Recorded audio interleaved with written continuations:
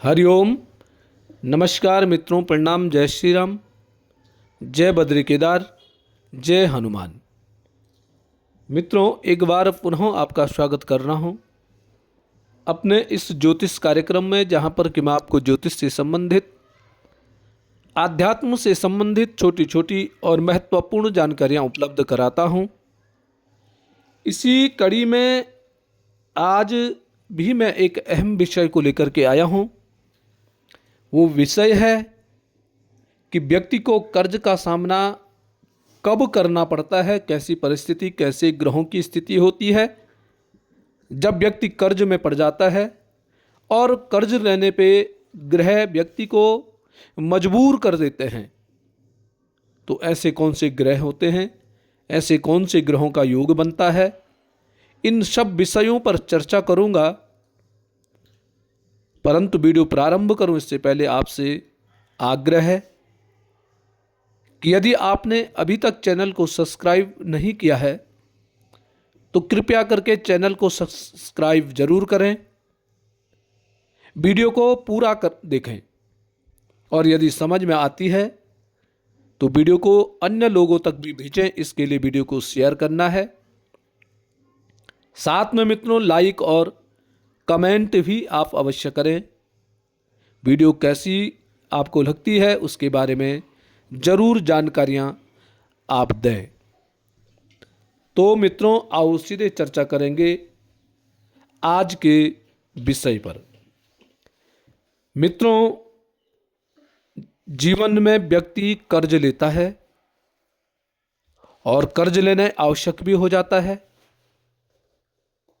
परंतु कभी कभी व्यक्ति का जो कर्ज लेता है उसका कर्ज छूटना बड़ा मुश्किल हो जाता है, अर्थात बड़ा लंबा चल जाता है। तो ऐसे कौन से ग्रह हैं व्यक्ति को जो कर्ज में डुबो देते हैं? तो सबसे पहले है मित्रों, अगर प्रथम भाव का स्वामी,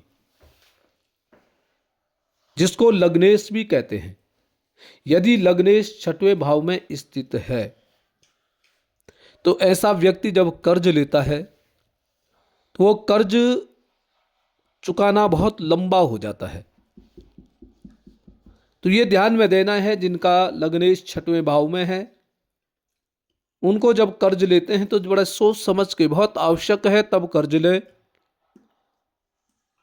दूसरा है, छठवें भाव का स्वामी यदि लग्न में स्थित है, पहले भाव में स्थित है, षष्ठेश यदि लग्न में स्थित है या लग्नेश छठवें भाव में स्थित है, तो जब ऐसी स्थिति बन जाती, ये परिस्थिति बन जाती है, ऐसे में व्यक्ति पर कर्ज का जो बोझ होता है वह लंबा खींचता है और बहुत अधिक समय तक व्यक्ति कर्ज में रहता है, कर्जदार बना रहता है। पहला तो ये योग था। दूसरा है मित्रों, दूसरे भाव का स्वामी छठे भाव में स्थित हो। दूसरा भाव धन भाव है। हमारे पास जमा पूंजी कितनी है, यह सब जानकारी हमें दूसरे भाव से पता चलती है। और यही दूसरे भाव का स्वामी, ये दूसरे भाव का स्वामी यदि छठवें भाव में बैठ गया है तो आपका जो ऋण है, जो आपने कर्जा लिया है, वो बड़ा लंबा खींच जाता है। या दूसरी स्थिति में कहूं कि छठवें भाव का स्वामी जो षष्ठेश है, यदि वो धन भाव में बैठा हुआ है तो इसमें भी कर्ज की स्थिति बन जाती है, कर्जा लंबा हो जाता है। जिन व्यक्तियों के ऐसे ग्रह होते हैं उनको कर्जा जब लेना है तो बड़े सोच समझ करके उनको कर्ज लेना पड़ता है। बहुत अति आवश्यक है तब कर्जा लो।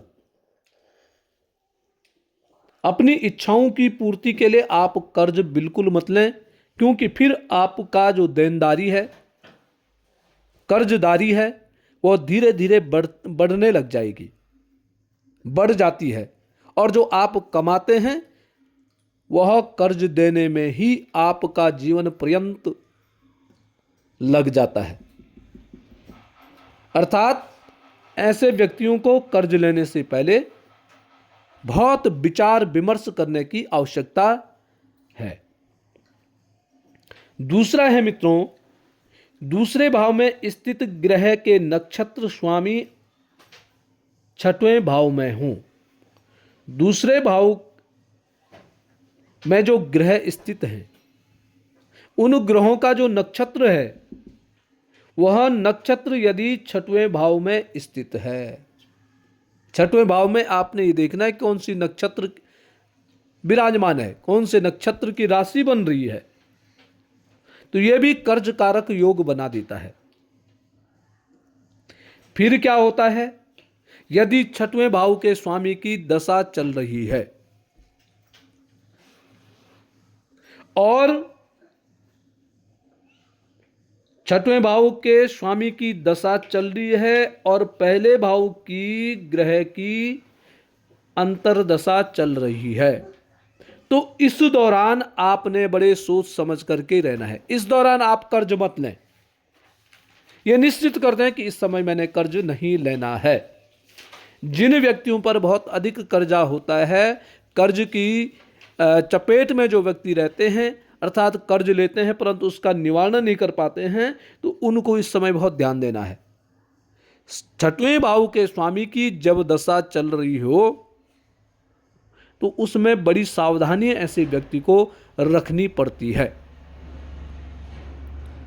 उसके अलावा है मित्रों कि जब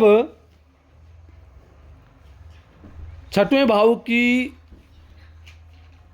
जो ग्रह है, छठवें भाव का जो स्वामी है, उसकी दशा चल रही है या लग्न भाव की अंतरदशा चल रही है, द्वितीय भाव की अंतरदशा चल रही है, तो ऐसे में आपने सबसे पहले काम है कि कर्ज से बचना है, कर्ज नहीं लेना इस दौरान।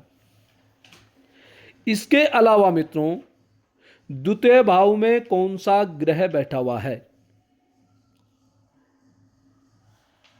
और उस ग्रह का छठवें भाव से कोई संबंध तो नहीं है। कभी क्या हो जाता है कि छठवें भाव का जो स्वामी है द्वितीय भाव में बैठ गया है, तो वो भी कर्ज की स्थिति पैदा कर देता है, व्यक्ति को कर्जदार बना देता है या व्यक्ति का कर्ज बहुत लंबा चल जाता है। या आपका द्वितीय भाव का जो स्वामी है, द्वितीय जिसको कहते हैं, वह छठवें भाव से किसी न किसी रूप में संबंध बना रहा है, फिर भी व्यक्ति कर्जदार बन जाता है। ऐसा व्यक्ति कर्जे में आ जाता है और उसको कर्ज चुकाते चुकाते बहुत परेशानियों का सामना उठाना पड़ जाता है। तो ऐसी स्थिति में आपको क्या करना है कि अपना द्वितीय मजबूत करना है। छठवें भाव का स्वामी जो षष्ठेश है उसके तो उपाय करने, उसको शांत करना है, और द्वितीय भाव का जो स्वामी है अर्थात द्वितीय जो है उसको मजबूत करने की कोशिश करनी है। ये कर्ज की स्थिति पैदा कर देते हैं। और कर्ज के लिए एक मुख्य ग्रह और है 12वां भाव अर्थात व्ययेश। आपका व्ययेश कैसी स्थिति में है, आपका व्ययेश कौन सा ग्रह है, इसका भी आपको ध्यान में रखने की जरूरत है। व्यय भाव का स्वामी कहीं आपका गलत भाव में तो नहीं स्थित है, तभी जाकर के आपके पैसे टिकेंगे, आपका खर्चा कम होगा। और खर्चा जब कम होगा तब आप किसी का कर्ज का निवारण कर पाएंगे। इसलिए कर्ज के लिए मुख्यतः 3 भाव मुख्यतः हैं, लग्न हो गया, द्वितीय भाव हो गया और छठवां भाव हो गया। परंतु मित्रों 12वां भाव भी आपके खर्चे को कंट्रोल करने के लिए 12वें भाव की भूमिका भी बहुत आवश्यक बन जाती है। अर्थात 12वें भाव की क्या स्थिति जन्म कुंडली में है उसकी भी गणना आपको करनी पड़ेगी। 12वें भाव का आपने उपाय के माध्यम से उसका दान करके और तब आप अपने अन्यथा जो खर्चे होते हैं उन खर्चों पे आप अपनी पाबंदी लगा सकते हैं। और कर्ज बहुत अधिक हो गया है तो 6वें भाव का आपने उपाय करना है। द्वितीय भाव को मजबूत करना है, लग्न को मजबूत करना है, तब आप इन कर्जों से बच सकते हैं। कर्जों में आपको थोड़ा सा राहत मिल सकती है। ये मुख्यतः है। धनेश मजबूत होना चाहिए, तब आपके पास पूंजी बच पाएगी। तो मित्रों, ये था कर्ज संबंधित जानकारियां। मित्रों, आज के लिए बस इतना ही। कल पुनः किसी नई जानकारी के साथ आपके सामने प्रस्तुत होऊंगा। तब तक के लिए नमस्कार, प्रणाम, जय श्री राम, जय हनुमान। मित्रों, वीडियो यदि अच्छी लगती है तो शेयर जरूर करें, अधिक से अधिक शेयर करें। धन्यवाद।